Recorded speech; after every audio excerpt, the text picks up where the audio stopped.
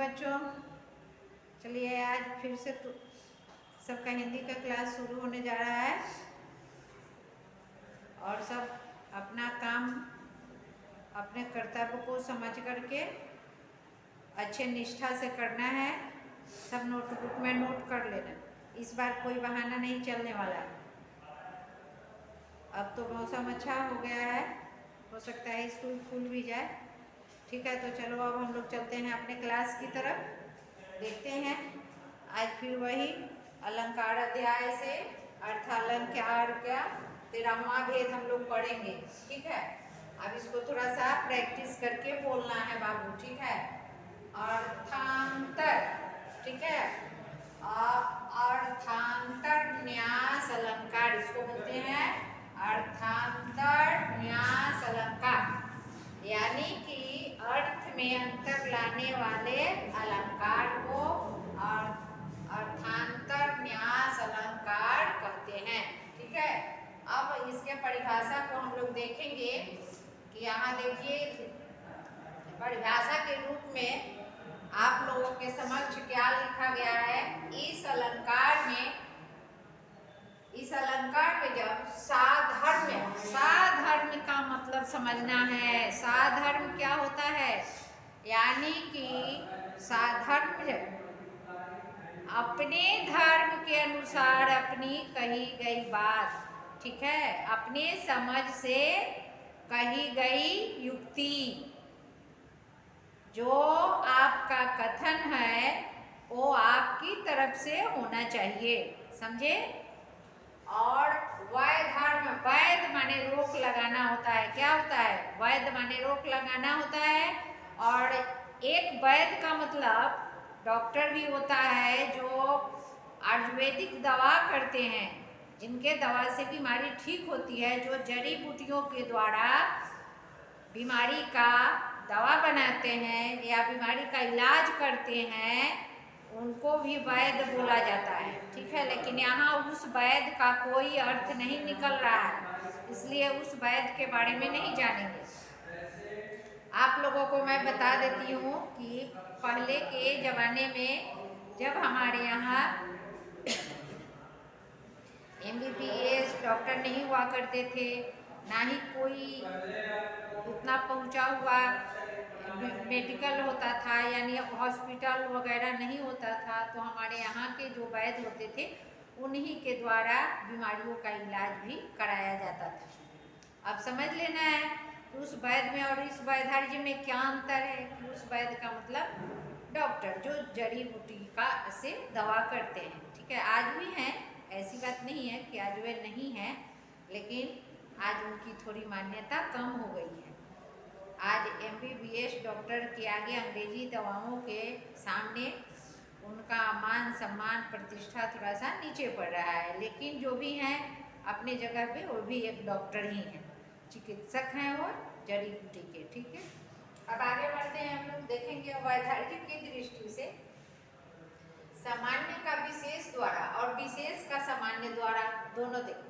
अब यहाँ ध्यान देना है कि वैधार्य की दृष्टि से सामान्य का विशेष द्वारा जो चीज सामान्य हो उसको क्या बनाना है, विशेष बनाना है, और जो विशेष है उसको क्या करना है, सामान्य बनाना है। सामान्य का मतलब तो जानते हो, जनरल, जो कि सबके सबसे हो सकता है, जो सब कर सकता है। ठीक है, और विशेष माने कोई जो खास रूप से करे, जिस कार्य को सब लोग संपन्न नहीं कर सकता है, पूरा नहीं कर सकता है, उसको विशेष बोलते हैं। और सामान्य का मतलब कि जो सामान्य कोटि के, सामान्य वर्ग के जितने भी लोग हैं उसको बड़े आसानी से संभवतः कर सकते हैं। ठीक है, ये बात समझने वाली है और आप लोगों को समझना भी होगा। अगर समझ जाते हो तो बहुत अच्छी बात है, नहीं समझोगे तो ये तो तुम्हारी कमी होगी। इसमें मैं क्या कर सकती हूँ, इसलिए ज़्यादातर प्रयास करो सब कि जो भी पढ़ें समझ करके ही पढ़ें। ठीक है, और ना समझी वाला ज्ञान जो है बहुत खतरनाक होता है। आधा अधूरा ज्ञान भी कुछ अच्छा नहीं दे पाता है जीवन को। इसलिए पढ़ाई लिखाई में कोई कोताही मत करो, सब अच्छे से पढ़ो। अब आगे चलते हैं। अब इस पे दूसरे रूप को मैं यहाँ बता रही हूँ, ध्यान से सुनना है।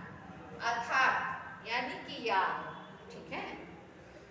कारण से कार्य का तथा कार्य जैसे कारण। फिर देखो यहाँ क्या हमने बताया कि यहाँ बताया कि सामान्य से विशेष, ठीक है। यहाँ क्या बताया, सामान्य से विशेष और विशेष से सामान्य, अर्थात दूसरे में आ जाएंगे, ठीक है। कारण से कार्य और फिर कार्य से कारण। यहाँ पे अंडरलाइन में कर देती हूँ, अच्छे से समझना है बाबू। याद रखिए, सामान्य का किससे मतलब है, विशेष। किसका बोध हो रहा है, विशेष। जो सामान्य है उसको विशेष, और जो विशेष है उसको सामान्य, दोनों तरह से समझना है, ठीक है। दोनों एक दूसरे के पूरक है। क्या है, एक दूसरे के क्या है, पूरक है। अब फिर यहाँ देखना है, अब यहाँ यानी कि सामान्य का विशेष से और विशेष का सामान्य द्वारा समर्थन किया जाता है, यानी कि उसके बात को मान लिया जाता है, ठीक है। समर्थन मैंने मान लेना, उसका सपोर्ट करना, उसके बाद में सहमति देना, ठीक है। उसके साथ सहमत होना, अपनी राय विचार उसके साथ मिला देना, ये भी कह सकते हो, समर्थन किया जाता है। अब देखिए अर्थात में क्या आ गया कि कारण से कार्य, ठीक है। यहाँ कारण पहले आया और कारण से कार्य, कार्य क्या आया, बाद में आया, आया ना। अब फिर यहाँ चलते हैं, कार्य से कारण।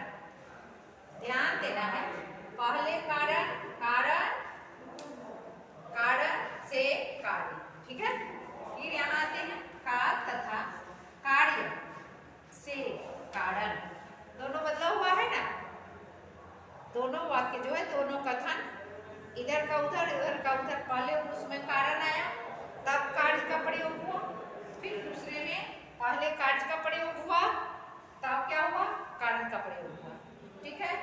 तो अब इस तरह अर्थात कारण से कार्य का तथा कार्य से कारण का जहाँ समर्थन हो, यानी कि जहाँ सहमति मिले, ठीक है, वहां पर अर्थांतरण न्यास अलंकार होता है। अब मैं आशा करती हूँ कि तुम सब समझ गया होगा, आप सब समझे होंगे।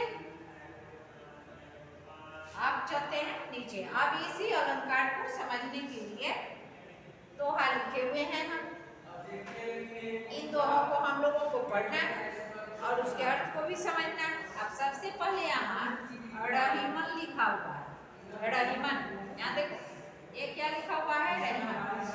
ये जो है हमारे देश के खिचड़ी भाषा के कवि थे। इनके दोहे में कोई एक भाषा की मिलावट नहीं थी। इनकी, कबीर की जो भाषा थी वो अनेक भाषाओं के मिश्रण से बनती थी। देखो क्या कह रहे हैं रहीमन जी, क्या कह रहे हैं, रहीमन नीच कुसंग सो लागत कलंक न काही। इसका अर्थ क्या हुआ कि अगर आपका संगत किसी बुरे व्यक्ति के साथ जुड़ा हुआ है या बन गया है, या आप उसके संगति में हैं, उसके साथ रहते हैं, तो आपको कलंक यानी दोष लगना एकदम निश्चित है। आप उस काम को करें या ना करें, लेकिन आपको दोष लगना निश्चित है।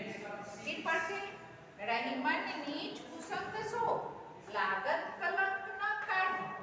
अगर आपकी संगति खराब है, आप गलत लोगों के साथ रह रहे हैं, तो आप अगर करनी नहीं भी कीजिएगा तब भी आपको दोष लगना निश्चित है। इसलिए संगति कभी भी करनी चाहिए तो अच्छे लोगों की करनी चाहिए, जो सम्माननीय हो, जो व्यवहारिक हो, जो अच्छे हों, ठीक है। दूध कलाड़ी कल लखै कोमद जाने काहे। देखो दूध का मतलब सब जानते हो, दूध कलाड़ी कर लखै, यानी कि जब कढ़ाई में दूध जलने लगता है या किसी पात्र में, पात्र का मतलब बर्तन, किसी बर्तन में किसी भी पात्र में जब दूध जलने लगता है तो उसकी महक, उसकी सुगंध चारों तरफ फैल जाती है और जलने का जो है महक सबके नाकों में जाती है। सबको एहसास होने लगता है कि कहीं ना कहीं दूध जल रहा है। अब इसके द्वारा अगर नहीं समझ रहे हैं आप लोग तो एक और उदाहरण है जो कि एकदम छोटा सा है। कभी मिठाई आप लोग बनते देखे हैं? तो देखते हैं कि मिठाई बनते ही उसकी सुगंध चारों तरफ फैल जाती है। और अब मिठाई छोड़ भी दीजिए, घर में माँ आपकी सब्जी बनाती है, अगर वो कढ़ाई में रखती है और जलने लगता है तो सब्जी भी जलने की सुगंध जो है चारों तरफ फैल जाती है। तो वही यहाँ पे दूध का उदाहरण दिया गया है कि दूध कलाड़ी कड़ लखै को मत जाने का है। अगर हमारे घर के पात्र में चूल्हे पर कहीं दूध जल रहा है तो उसकी सुगंध कौन नहीं जानेगा? सब जान जाएगा, सबको मालूम हो जाएगा कि हाँ इनके यहाँ दूध जल रहा है, क्योंकि दूध के जलने का सुगंध जो है वह अलग होता है। अब चलते हैं, अब यहाँ इसके अर्थ को देख लीजिए। नीच कुसंग सामान्य यहाँ दर्शाया गया है, इसलिए अब इस दोहों में नीच कुसंग क्या है भाई? सामान्य है। नीच कुसंग क्या है? सामान्य है। ठीक है, आप देखिए दूध कलाड़ी विशेष प्रसंग है जो समझाने का काम कर रहा है, जो आपके अर्थों को स्पष्ट करने का काम कर रहा है, साफ साफ बताने का काम कर रहा है। वो क्या है? दूध कलाड़ी। देख रहे हैं ना, सब अच्छे से समझना है। ठीक है, लगत जाने, क्या लगत जाने? लगत जाने यानी कि कलंक, दोष, लगत जान, कलंक जो लगने वाला है, लगत जाने क्या लगने वाला है भाई? तो कलंक। तो दोनों क्रियाओं का समाज से कही गई है क्या? कलंक शब्द जो है यह दोनों को मिलाकर के कही गई है कि संगत में मत रहिए, गलत संगत में रहिएगा तो कलंक लगना अनिवार्य है। ठीक है, अगर लापरवाही कीजिएगा तो दूध का जलना अनिवार्य है। समझ गए ना? इन दोनों को लगत जाने यानी कि दूध भी अगर बर्तन में लग जाएगा तो उसकी सुगंध खुशबू बाहर आएगी। अगर आपका संगत गलत लोगों के साथ हो गया है तो आपको कलंक लगना भी अनिवार्य है, निश्चित रूप से लगेगा। इसमें कहीं से कोई डाउट नहीं है कि आपको दोष नहीं लगना है, तो बिल्कुल लगेगा। अब चलते हैं आगे। अब दूसरे यानी कि हम लोग दोहे को देखते हैं। बड़े न पूजे गुणन बिन। देखो यहाँ गुणन का मतलब गुण, गुण अवगुण जानते हो ना, गुण का विलोम अवगुण होता है।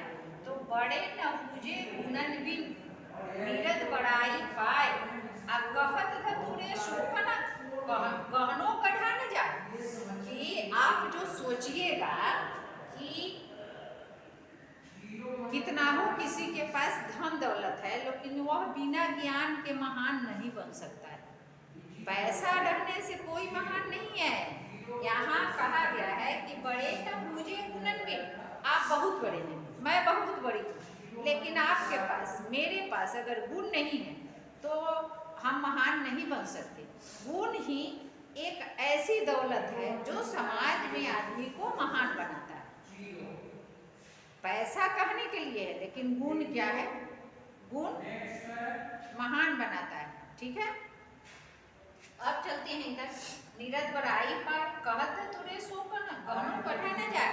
जिस प्रकार आप बिना गुण के महान नहीं बन सकते हैं, उसी तरह से धतूरा को कनक कहा जाता है। कनक का अर्थ सोना होता है, तो उसी तरह से कनक कहे जाने वाले धतूरे से गहने नहीं बनाए जा सकते।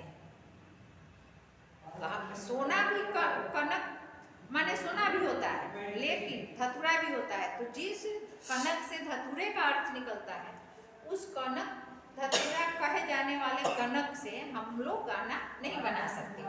अब चलते हैं उधर, अर्थ लिखा हुआ है, आप लोग पढ़ लीजिएगा। उपयुक्त पंक्तियों में सामान्य कथन कोई भी मनुष्य चाहे कितना बड़ा ही क्यों न हो, लेकिन वह यश प्राप्त करेगा, लेकिन महान नहीं बनेगा। ठीक है, नहीं, परंतु बिना गुणों के महान नहीं बन सकता। ठीक उसी प्रकार धतूरे को कनक कहने से सोना नहीं बन जाता और नहीं उससे गहने बनाए जा सकते हैं। अब चलते हैं 14वां, उल्लेख अलंकार। उल्लेख का मतलब होता है किसी चीज का पर्दाफाश कर देना, पूरा बताना खुल करके।